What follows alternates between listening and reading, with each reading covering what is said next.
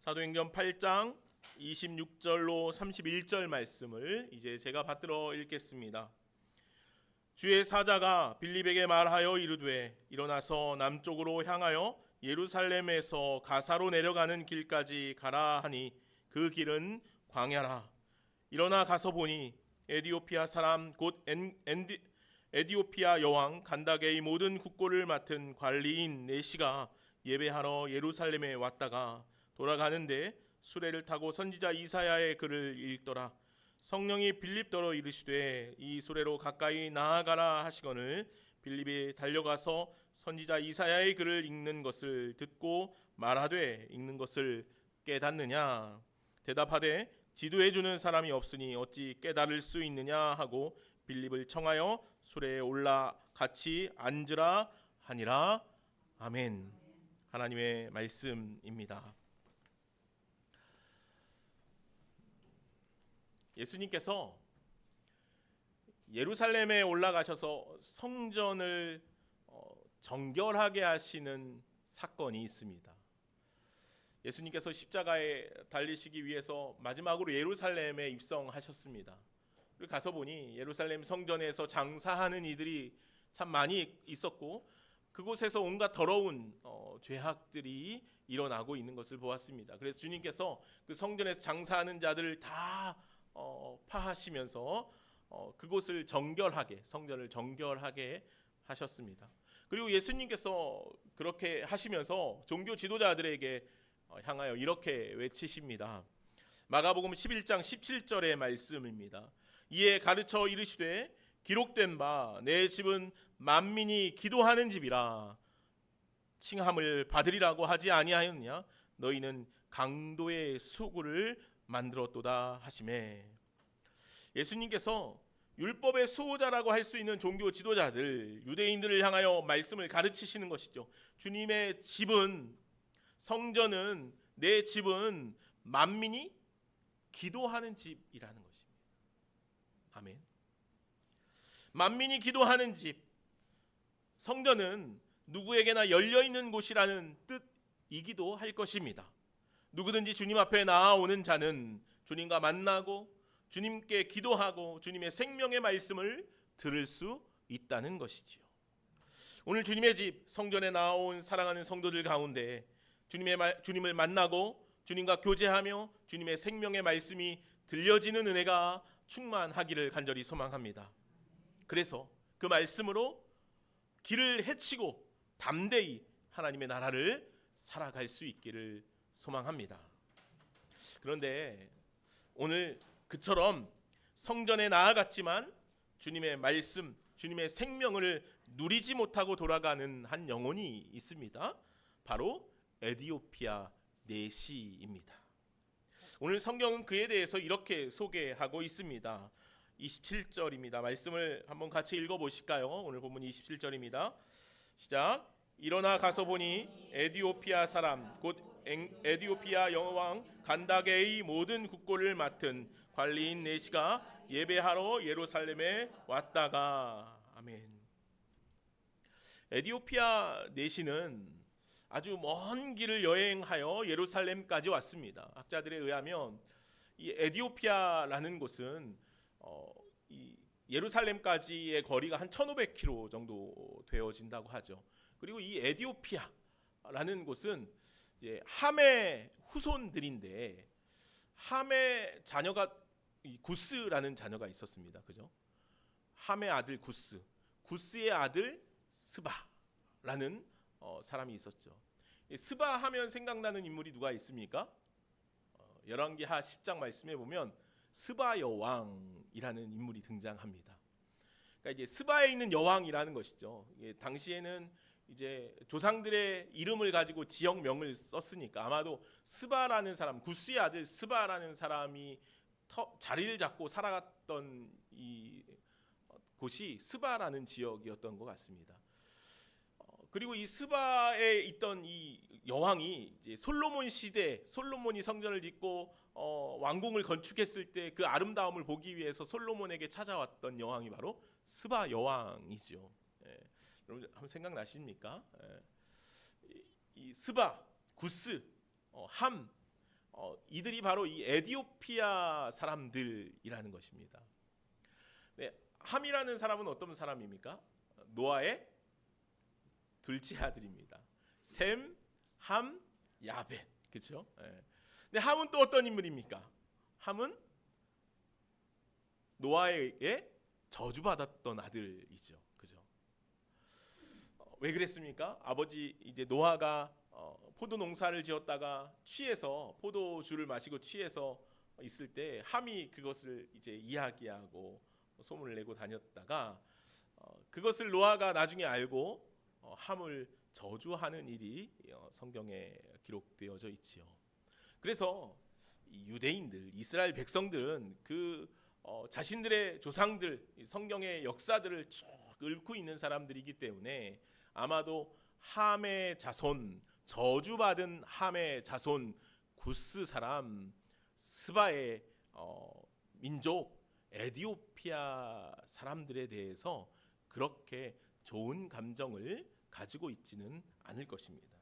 그런데 오늘 사도행전 8장에는 이 에디오피아 사람에 대한 기록이 갑자기 등장하고 있는 것을 봅니다. 그런데 또 한 가지, 우리가 열왕기하 10장에서 스바 여왕이 아마도 솔로몬을 찾아왔을 때 솔로몬에게서 많은 여호와 하나님에 대한 말씀들을 들었을 것이고, 그러다 보니 스바 민족, 스바 사람들은 에디오피아 사람들은 하나님에 대한, 여호와 하나님에 대한 지식, 또 하나님에 대한 말씀들을 그래도 다른 민족보다는 많이 알고 있었을 것이라는 것이죠. 그리고 그러한 궁금증들, 하나님에 대한 알에 대한 소망들이 아마도 오늘 본문에 기록되어져 있는 에디오피아 내시에게 불일듯 일어났던 것 같습니다. 그래서 그가 오늘 본문에 기록되어져 있는 것처럼 예배하기 위해 예루살렘까지 1500km 가까이 되는 아주 먼 여행길을 하고 찾아온 것이죠. 그런데 오늘 말씀을 살펴보면 27절, 28절까지 있는 말씀들을 볼 때 이 에디오피아 내시가 예루살렘에 예배하러 오기는 왔는데 아마 온전하게 예배하고 돌아가지는 못하고 있는 것 같습니다. 31절 말씀도 살펴보면 에디오피아 내시가 이사야의 말씀을 읽고 있는데 그 말씀이 어떤 말씀인지 잘 알지 못합니다. 그래서 빌립이 이렇게 이야기하죠. 그 말씀을 이해하겠느냐? 그랬더니 에디오피아 내시가 이렇게 이야기하지요. 지도해주는 사람이 없으니 어찌 깨달을 수 있겠느냐? 이러한 본문의 흐름들로 살펴볼 때 지금 이 에디오피아 내시는 그 먼 거리를 여행하여서 예루살렘까지 예배하기 위해서 찾아왔지만 예루살렘에서 그에게 말씀을 전해준 이도 없었고 예배하는데 함께 동참한 이도 없었고 하나님의 말씀에 대해서 서로 나누어 준 사람도 없었던 것 같습니다. 그가 먼 거리를 여행하고 왔지만 어찌 보면 아무것도 얻지 못하고 돌아가는 길 가운데 놓여 있었다는 것이지요. 그래서 오늘 27절 후반절부터 28절까지 말씀을 보면 예배하러 예루살렘에 왔다가 돌아가고 있는데 라고 그렇게 기록을 하고 있는 것이죠. 앞서 말씀드린 것처럼 주님의 집, 내 집, 하나님의 집은 만민이 기도하는 집입니다. 누구든지 주님 앞에 나아오면 주님을 만나고 주님께 예배하고 주님의 말씀을 듣고 생명의 역사가 일어나야만 한다는 것이지요. 그런데 오늘 이 에디오피아 내시에게는 그런 일이 일어나지 못했습니다. 아무도 그에게 가까이 하는 이도 없었을 것입니다. 그에게 말씀을 전해주는 이도 없었을 뿐만 아니고 그를 가까이 하고자 하는 이들도 없었을 것이라는 것이죠. 그래서 오늘 주님께서는 빌립을 보내고 있는 것이지요. 사도행전 8장의 말씀, 우리가 지난주에도 말씀을 살펴봤지만 스데반의 죽음 이후에 많은 변화가 일어났습니다. 예루살렘에 모여있던 신앙인들이 이제 각지로 다 유대와 사마리아로 다 흩어지기 시작하였습니다. 그리고 지난주 말씀드렸던 것처럼 헬라파 유대인들의 대부분이 다 아마 사마리아로 올라갔고 그 중에 빌립이라는 인물도 있었던 것이지요. 그가 사마리아에 가서 복음을 전하게 되었고 복음의 말씀들이 놀랍도록 사마리아 성에 넘치게 되었습니다. 그로 인해서 일어난 일이 무엇이었습니까? 그 사마리아 성이 기쁨으로 충만했다라고 기록하고 있죠. 어떤 그 기쁨이었을까요? 복음의 기쁨이죠. 성령의 충만한 기쁨이었을 것입니다. 한번 상상해 보십시오, 여러분들. 지금 예루살렘 성이 기쁨으로 충만하대요. 성령이 충만한 것이에요. 그곳에 하나님의 말씀이 가득 차 있습니다. 그곳이 이전에는요, 사마리아 성이요, 이전에는요 모두 다 죽은 사람들 같았어요. 왜요? 유대인과의 관계가 어려움이 있었거든요. 자신들을 늘 죄인이라고 말하거든요. 자신들을 인간처럼도 생각하지 않거든요. 그래서 그들 안에는 늘 미움이 일어났고요, 다툼이 일어났고요, 다른 사람을 향한 원망들이 날마다 일어났어요. 이 사마리아 성 안에는 기쁨이 있지 않았죠. 그런데 빌립이 복음을 전하기 시작하면서 복음의 역사가 일어나고 성령의 역사가 일어나서 이 사마리아 성이 이제 바뀌기 시작합니다. 죽었던 성이 하나님의 말씀으로 살아나기 시작했고 성령의 충만함으로 기쁨이 넘치기 시작했다는 것이죠. 그 중심에 누가 있었습니까? 빌립이 있었죠. 아무도 그 사마리아에 가서 복음을 전하릴 생각을 하지 않았지만 스데반의 죽음으로 어쩔 수 없이 흩어져 가던 유대인들, 신앙인들이 복음을 전하기 시작했고 특별히 빌립이라는 사람이 사마리아 성에서 복음을 전하고 놀라운 성령의 역사들이 그곳에서 일어나기 시작합니다. 매일같이 예수님께 돌아오는 회심하는 영혼들이 있었을 것입니다. 많은 이들이 빌립에게 찾아와서 성령의 역사에 대해서 물었을 것입니다. 하나님의 은혜에 대해서 물었을 것입니다. 하나님의 말씀에 대해서 더 자세히 물었을 것입니다. 그때마다 빌립이 그들을 가르치고 말씀을 전하고 그 안에서 성령의 역사들이 일어나고 함께 기쁨에 찬 삶을 누리고 있었다는 것이죠. 그렇게 막 성령의 역사가 일어나고 있는데 그때 오늘 26절은 이렇게 기록하죠. 주의 사자가 빌립에게 말하여 이르되, 오늘 우리가 읽고 있는 개정판에는 이제 그냥 주의 사자가 빌립에게 말하여 이르되라고 기록되어져 있지만 현대인 성경에, 현대인 번역에는 그때가 추가되어 있습니다. 그때 천사가, 그때 성령이라고 기록되어져 있죠. 그러니까 이 그때는 언제입니까? 그때 사마리아 성에 성령의 역사가 넘쳐날 때, 사마리아 성이 기쁨으로 충만한 그때 주의 사자가 빌립에게 나아와 이렇게 이야기하는 것입니다. 일어나서 남쪽으로 향하여 예루살렘에서 가사로 내려가는 길까지 가라. 여러분 어떻습니까? 예전에 이 말씀을 한번 나눈 적이 있는데 어떻습니까? 지금 빌립에게는 참 기쁨이 넘쳐요. 막 충만하지 않습니까? 행복해요. 주님의 말씀이 막 흘러 넘치고 있고 성 안에 가득하고 많은 사람들이 회심하고 돌아오고 있어요. 그곳에서 할 일들이 얼마나 많이 있었겠습니까? 그런데 하나님께서 빌립을 부르시는 것입니다. 예루살렘에서 가사까지 이르는 광야 길로 가라는 것입니다. 갑자기요. 빌립은 영문도 모릅니다. 그런데 성령께서 빌립에게 가라고 말씀하시죠. 그럼 어떻게 합니까? 빌립이 27절 말씀을 보면 일어나 가서 보니, 일어나서 가서 봤습니다. 성령께서 이끄시는 곳까지, 가사까지 내려가서 이 지금 사마리아 성에서요 가사까지 가는 길은 한 100여 킬로 정도 됩니다. 좀 가까운 거리가 아니에요. 먼 거리예요. 성령께서 부르시고 보내시니까 빌립이 그 충만한 가운데서도 해야 할 일들이 많음에도 불구하고 지금 성령의 이끄심을 따라서 가사까지 내려가고 있는 것입니다. 광야로 가고 있는 거예요. 광야로. 지금 사람들이 계속해서 막 모여오고 있습니다. 사마리아 성 안에서는 사람들이 막 성령의 역사로 모여들고 있습니다. 회심의 역사들이 일어나고 있습니다. 그런데 하나님께서 빌립을 부르셔서 광야로 보내고 계시다는 거예요. 광야는 어떤 곳입니까? 사람들이 없죠. 황폐한 곳이죠. 황무한 곳입니다. 하나님께서 그곳으로 보내셔요. 아마도 빌립은 그 100여 킬로의 여행의 길을 가면서 그런 생각이 들었을지도 모르겠어요. 하나님께서 여기서보다 더 놀라운 역사들이 일어나야 할 곳을 찾으셨나 보다. 여기보다 더 많은 사람들이 있는 곳으로 나를 보내시려나 보다. 이곳보다 더 놀라운 성령의 역사가 일어나야 할 곳이 있나 보다 하고 아마도 빌립이 그런 마음으로 그 길을 가지 않았겠습니까? 저라면 그랬을 것 같아요. 굳이 떠났다면, 순종해서 굳이 갔다면. 그런데 가서 보니까 어때요? 말씀을 한번 더 읽어볼까요? 에디오피아 사람 곧 에디오피아 여왕 간다게의 모든 국고를 맡은 관리인 네시가 있었던 것입니다. 오늘 27절이 이 에디오피아 사람에 대해서 길게 장황하게 설명하고 있지만 두 가지입니다. 하나는 유대인들이 생각할 때요. 두 가지입니다. 하나는 뭐냐면 저주받은 백성이었습니다. 함의 자손이었잖아요. 그죠? 또 하나는 뭡니까? 이 사람은 또 어떤 사람이에요? 네시였어요. 네시. 유대인들에게요, 이 두 가지는 가까이 하지 못할 인종이었습니다. 저주받은 사람이에요. 하나님의 성회에 들어올 수 없는 사람이었다고요.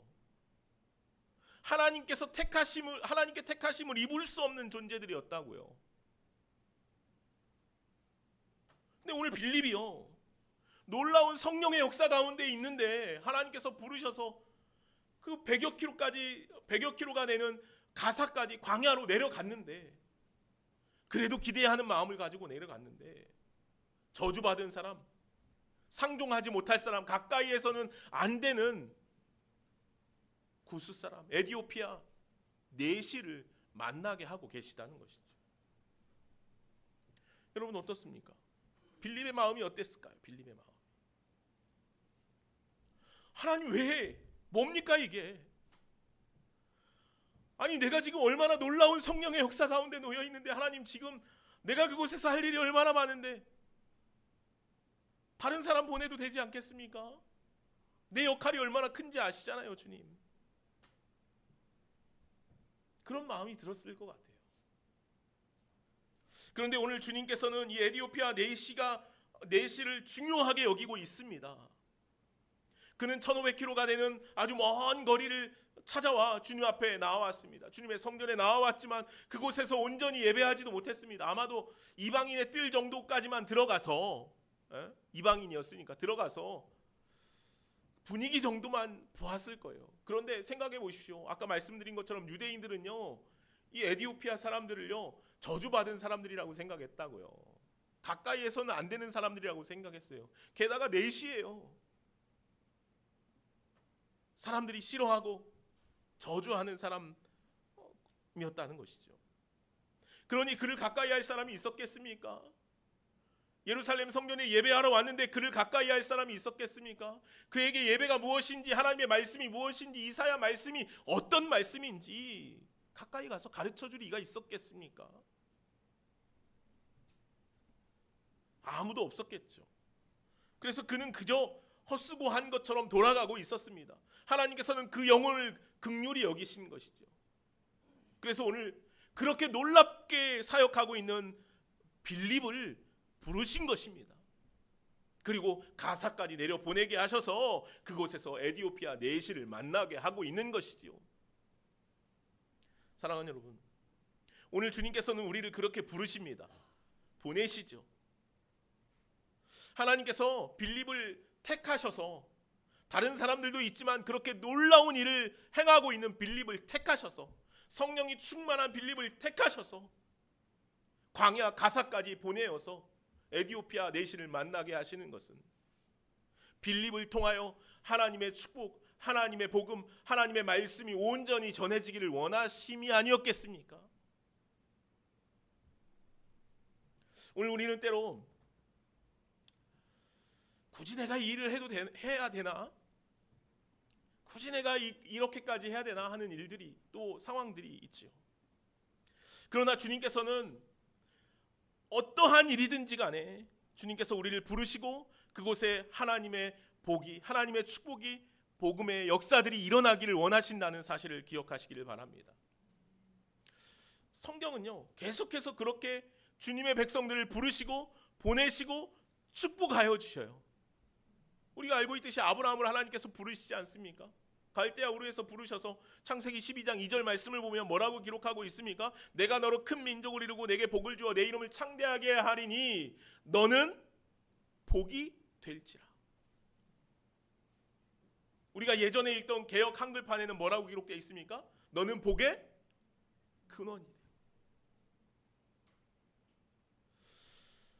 복이 될지라, 복의 근원이 되라 라고 말씀하시죠.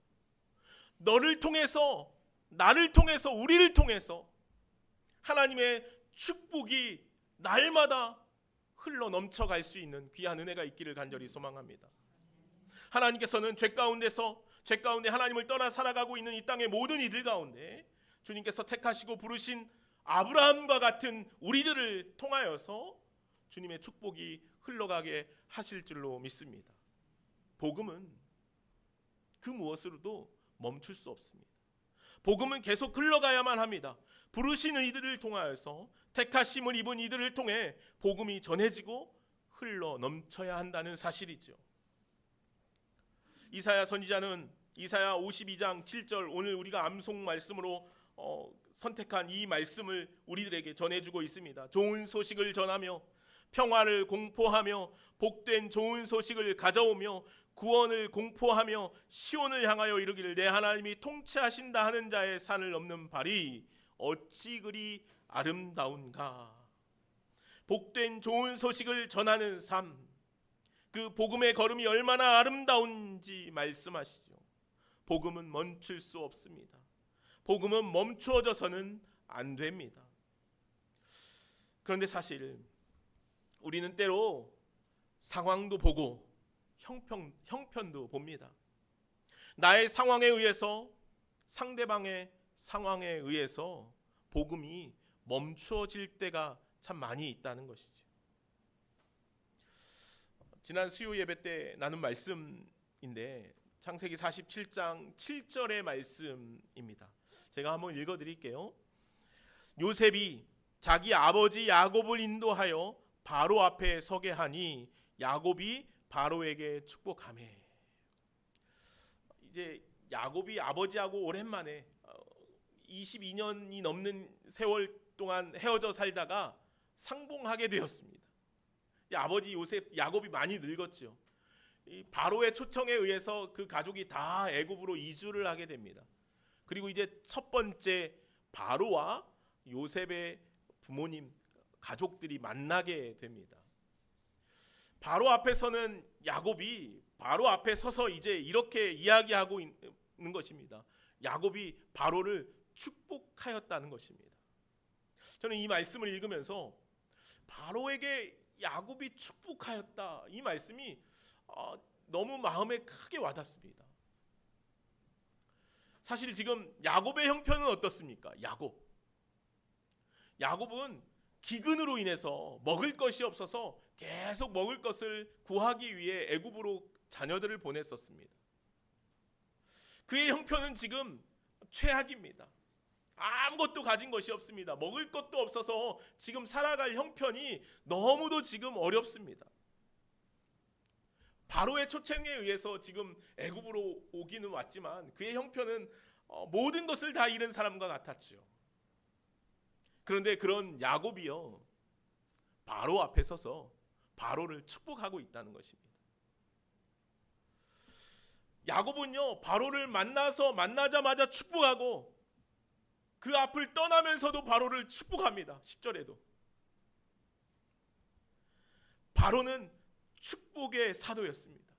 축복의 메신저였죠. 야곱은 그것을 알고 있었어요. 자신의 형편이 지금 아무것도 가진 것이 없고 먹을 것도 없어서 지금 자신의 고향을 떠나야 하는 상황, 형편이었지만 그럼에도 불구하고 야곱은 어디에 가든지 누구를 만나든지 하나님을 전하고 복음을 전하고 축복의 메신저로 세워져 살아가고 있다는 것이죠. 사랑하는 여러분, 오늘 저와 여러분들이 그런 축복의 메신저들이 되어지기를 간절히 소망합니다. 때로는 내 형편이 못나서, 내 형편이 부족해서, 내가 이런 모습으로 가족들에게 하나님의 말씀을 전하면 그 말씀이 전해질까 하는 생각이 들 때도 있어요. 우리 가족들 중에 내가 제일 못 사는데, 다 잘 살고 내가 못 사는데 내가 가서 그들에게 어떤 축복을 할 수 있을까? 그런 고민이 될 때도 있잖아요. 그러나 사랑하는 여러분, 주님께서 택하시고 부르심을 입은 자들은요, 어느 곳에서든지 복음을 전하는 자들이 되어야 합니다. 축복을 전하는 자들이 되어야 합니다. 축복할 수 있는 자들이 되어야 한다는 것이죠. 그것이 오늘 우리들에게 맡기신 사명이에요. 내가 건강하지 못하면 다른 아픈 이들을 위해서 치유기도 할 수 없습니까? 아니요, 그렇지 않아요. 내가 건강하지 않아도 아픈 이가 있으면 그를 위해서, 그의 병이 낫기를 위해서 기도할 수 있습니다. 기도해야만 합니다. 사도 바울을 한번 생각해 보세요. 사도 바울이 하나님께 여러 번 간구합니다. 하나님, 내 병을 좀 낫게 해주세요. 내 가시를 좀 치유해 주세요. 바울에게는 간질인지 안질인지 그런 아주 중차대한 심각한 질병이 있었죠. 복음을 전하는 자에게는 아주 치명적인 질병이었습니다. 하나님께서 내 은혜가 족하다라고 말씀하시죠.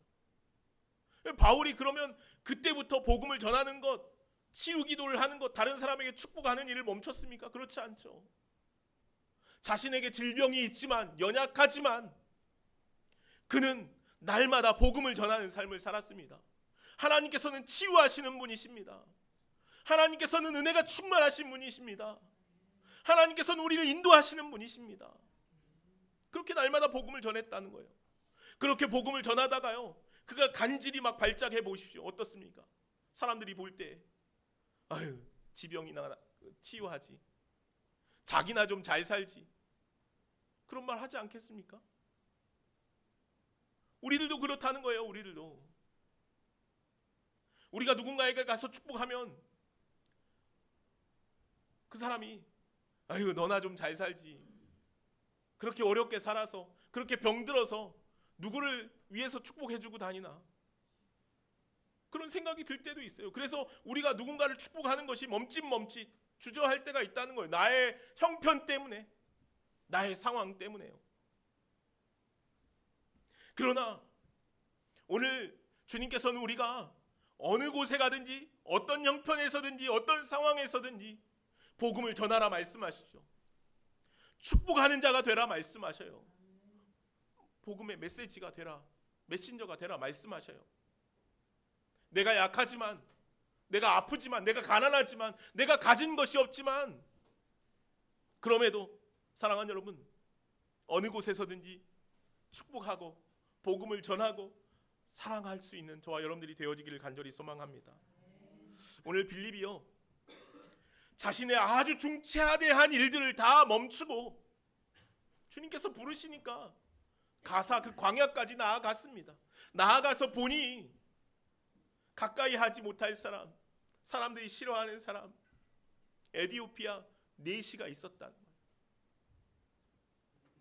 그러나 주님께서는 그 에디오피아 내시를 긍휼히 여기셨습니다. 그래서 빌립을 보내고 계시는 거예요.